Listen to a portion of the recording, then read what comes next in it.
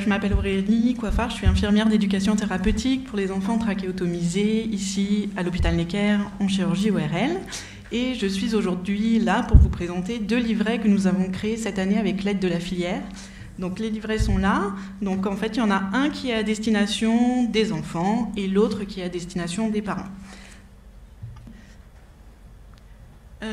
Donc il a été créé par l'ensemble de l'équipe. Donc voilà nos petites figures dessinées par l'illustratrice avec l'aide de Véronique Richard qui est la coordinatrice de la plateforme des maladies rares. C'est un livret qui fait suite à un autre livret que nous avons créé sur l'aplasie d'oreille, l'idée étant à terme de créer une collection sur les thématiques ORL pédiatriques.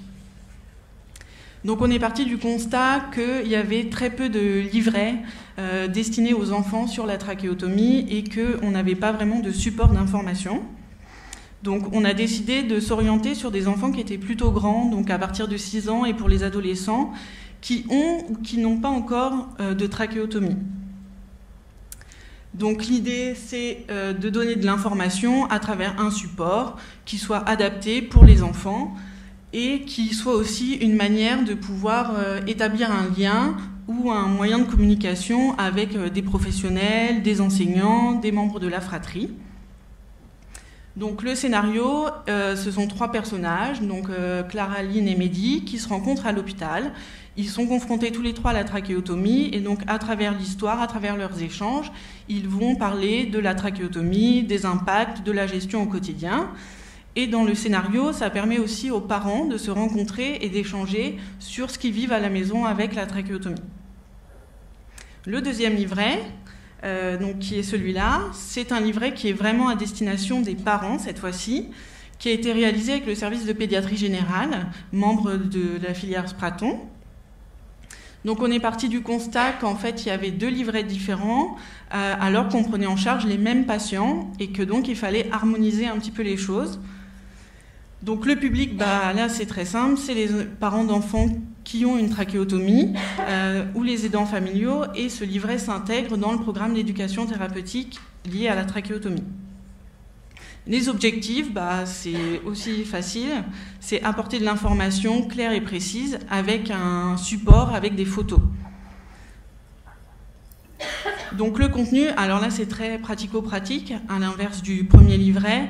Donc ça donne des infos sur la trachéotomie, sur le matériel, sur les prestations sociales, sur la communication, sur le retour à domicile. Voilà, les 2 livrets sont disponibles par demande auprès de la filière ou à partir de mon adresse mail que vous trouverez ici. Je vous remercie.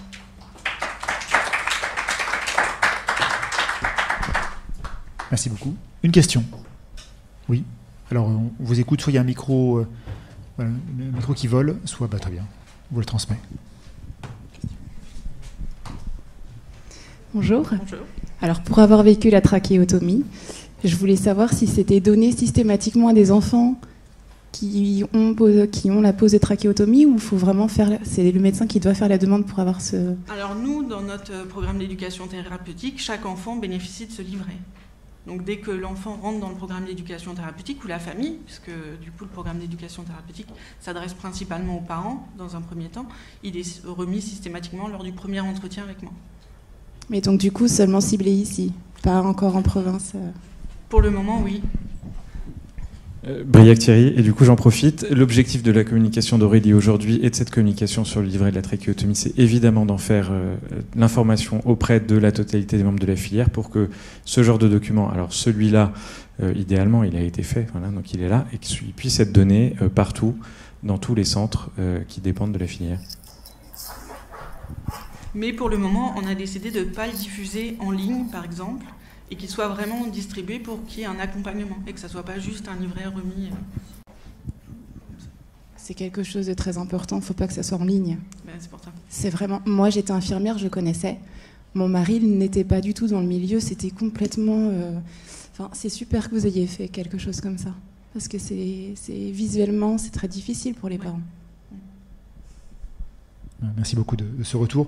Et donc, oui, tout est disponible en ligne sur le site ou directement, effectivement, auprès de toi, Aurélie. Merci beaucoup.